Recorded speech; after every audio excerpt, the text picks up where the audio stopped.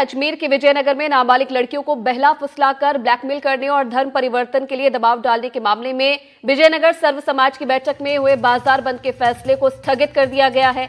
जानकारी के अनुसार प्रशासन की कार्रवाई से स्थानीय निवासी और सामाजिक संगठन के लोग संतुष्ट नजर आए, जिसके बाद बाजार बंद के फैसले को स्थगित कर दिया गया। पुलिस ने इस मामले में अब तक 7 आरोपियों को गिरफ्तार कर लिया है। इसके साथ ही 2 नाबालिग बालकों को भी हिरासत में लिया है। जिला पुलिस अधीक्षक श्याम सिंह ने कहा कि बाकी फरार आरोपियों की जल्द गिरफ्तारी होगी। तो बाजार बंद का फैसला पहले लिया गया था, लेकिन जिस तरीके से कार्रवाई हो रही है और अब ये निर्णय लिया गया है कि बाजार बंद नहीं किया जाएगा और ये भी चेतावनी दी गई है जो लोग हैं उनकी तरफ से कि अगर आगे इस पूरे मामले पर कार्रवाई नहीं हुई तो आगे आंदोलन भी किया जा सकता है।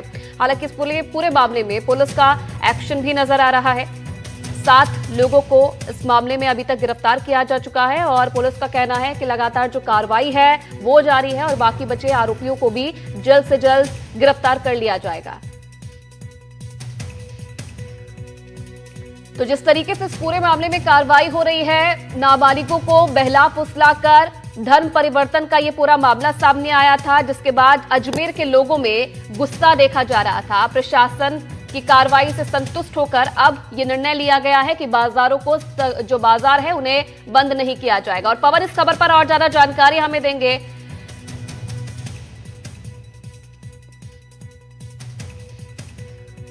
और पवन, क्योंकि जिस तरीके से हम देख रहे थे इस पूरे मामले को लेकर लोगों में रोष नजर आ रहा था, बाजार बंद करने का फैसला लिया गया था, लेकिन अब जिस तरीके से पुलिस का एक्शन इस पूरे मामले में लिया जा रहा है, अब लोग संतुष्ट नजर आ रहे हैं और जो बाजार बंद करने का फैसला लिया था उसे स्थगित कर दिया गया है। जी बिल्कुल, देखिए कल देर शाम तक सर्व समाज की और विजयनगर के जो जनप्रतिनिधि हैं, हिंदूवादी संगठन हैं जिसमें आरएसएस, वीएचपी और बजरंग दल के कार्यकर्ता शामिल थे और सर्वसम्मति से ये निर्णय लिया गया था कि आज जो विजयनगर क्षेत्र है, गांव है, वो बंद कराया जाएगा। मगर उसी के जब निर्णय ले लिया गया था और उसी के कुछ देर बाद ही ये निर्णय स्थगित कर दिया गया, क्योंकि कुछ सामाजिक संगठन और पुलिस अधिकारियों के बीच में सहमति बनी थी और जो प्रदर्शनकारी हैं जो इस मामले में निश्चित तौर पर नियम अनुसार कार्रवाई की मांग कर रहे हैं, उनका ये कहना था कि पुलिस ने एफआईआर दर्ज होने के कुछ घंटों बाद ही जो नामजद आरोपी हैं उनमें 7 आरोपियों को गिरफ्तार कर लिया है, जिसमें से 2 नाबालिग हैं। तो निश्चित तौर पर पुलिस की जो कार्रवाई है वो यहाँ पर बड़ी देखी गई है और तुरंत देखी गई है। इस बात से जो बंद करने वाली बात जो सामने आ रही थी उसको स्थगित कर दिया गया है। पुलिस अधिकारियों का कहना है कि जल्द से जल्द जो और नामजद आरोपी हैं और जो फरार है और जो इस पूरे गिरोह में शामिल हैं, कहीं ना कहीं किसी न किसी रूप में उनको भी जल्द से जल्द गिरफ्तार किया जाएगा।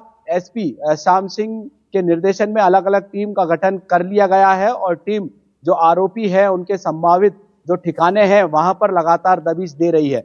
जो प्रदर्शनकारी हैं और जो पीड़ित पक्ष है और हिंदूवादी संगठन है और जो विजयनगर के जो क्षेत्रवासी हैं, उन सभी ने पुलिस की जो कार्रवाई है उस पर एक तरह से कह सकते हैं संतुष्टि जाहिर की है कि जो पुलिस है कार्रवाई लगातार कर रही है और जो आरोपियों के खिलाफ जो अहम सबूत है वो भी लगातार इकट्ठे किए जा रहे हैं। तो निश्चित तौर पर पुलिस की कार्रवाई यहाँ पर की गई है। जिस तरीके से अजमेर ब्लैकमेल कांड हुआ था और उसमें काफी लंबे समय तक जो पुलिस की जो कार्रवाई है वो लगातार जारी रही। मैं आपको ये भी बताना चाहूंगा कि इस प्रकरण में जब फैसला अभी कुछ महीनों पहले आया था तो उस वक्त तक जो पीड़िता हैं, जो स्कूली छात्राएं थी, वो नानी, दादी, मौसी और माँ बन चुकी थी। उस वक्त तक वो जो कोर्ट में अपने जो पेशी है वो वहां पर आया करती थी। तो पुलिस ये मान के चल रही कि इस प्रकरण में जल्द से जल्द सभी आरोपियों को गिरफ्तार किया जाए और जल्द से जल्द चालान पेश कर जो भी नियम अनुसार जो भी माननीय न्यायालय जो फैसला करेगी क्योंकि अब तक 7 लोगों को गिरफ्तार किया जा चुका है पुलिस की तरफ से। जिन 7 लोगों को गिरफ्तार किया है, क्या इनका आपस में कोई लिंक था और अभी कितने और ऐसे लोग हैं जिन्हें गिरफ्तार करने की तैयारी फिलहाल की जा रही है? कितने लोगों का ये पूरा नेटवर्क है, इसके बारे में कोई जानकारी पुलिस की तरफ से? जी बिल्कुल, देखिए पुलिस ने जो भी आरोपी गिरफ्तार किए हैं, 5 बालिग है और 2 नाबालिग है, सभी जो कि मजदूर वर्ग के हैं, मजदूरी करता है, कोई ऑटो चलाता है, कोई डेंटिंग पेंटिंग का काम करता है, कोई कलर पेंटिंग का काम करता है और कोई हमाली का काम करता है। और यहाँ पर जो सभी आरोपी हैं उनको जो बैकग्राउंड है उनका जो मजदूरी वर्ग के हैं और यहाँ पर ये भी बात सामने आ रही है कि जैसा कि स्थानीय लोग ये आरोप लगा रहे हैं कि ये एक अंतर्राष्ट्रीय साजिश है।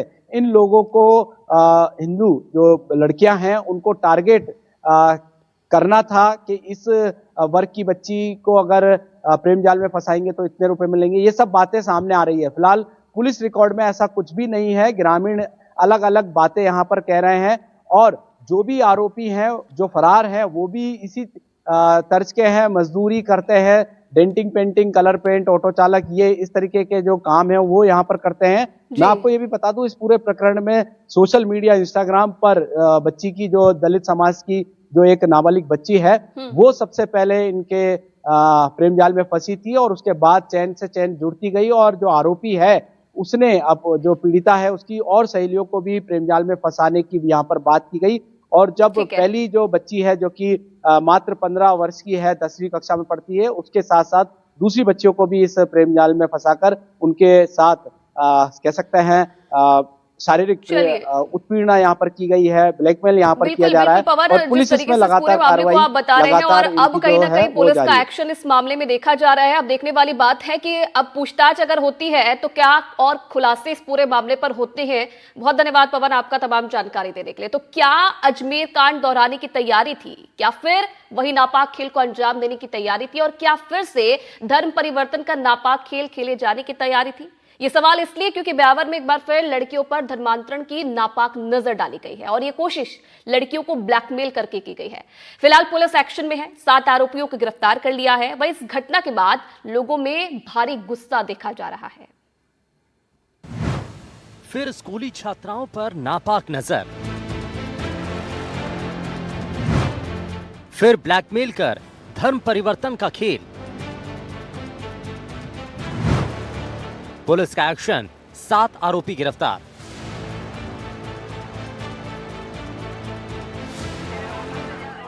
पहले लड़कियों को बहलाया फुसलाया, फिर उन्हें रेस्टोरेंट में बुलाया, उनकी तस्वीरें ली और फिर वीडियो भी बनाया और यहां से शुरू हुई धर्मांतरण के नापाक खेल की नापाक साजिश।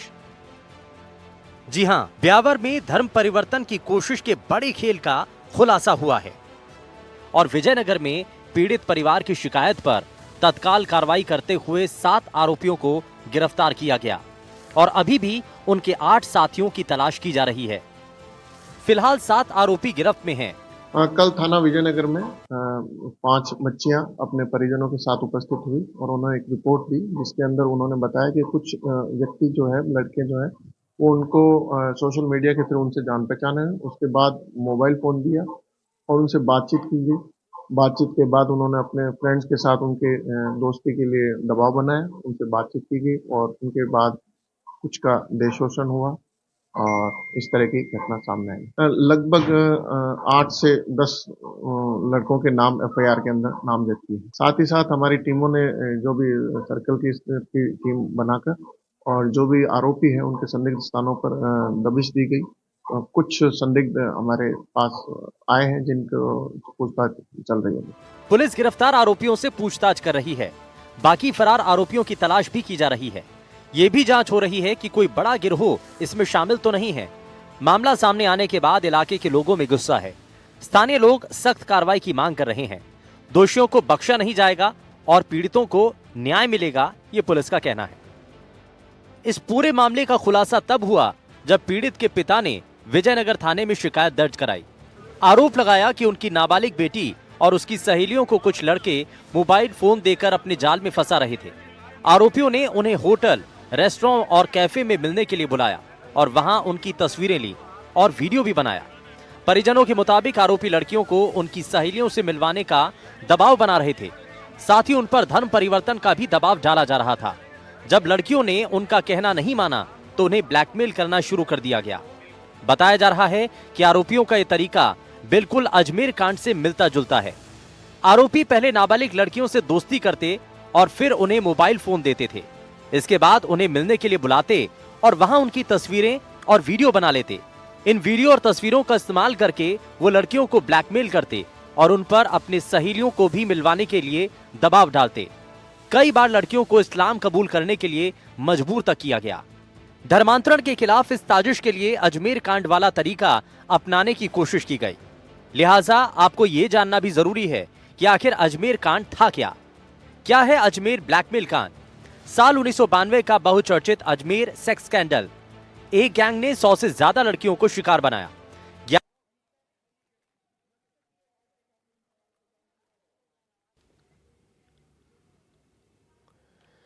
तो ये तस्वीरें हम आपको दिखा रहे हैं क्योंकि पुलिस का एक्शन इस पूरे मामले पर जारी है और जिन लोगों को पुलिस ने गिरफ्तार किया है उनकी तस्वीरें हमने आपको दिखाई। और चलिए अब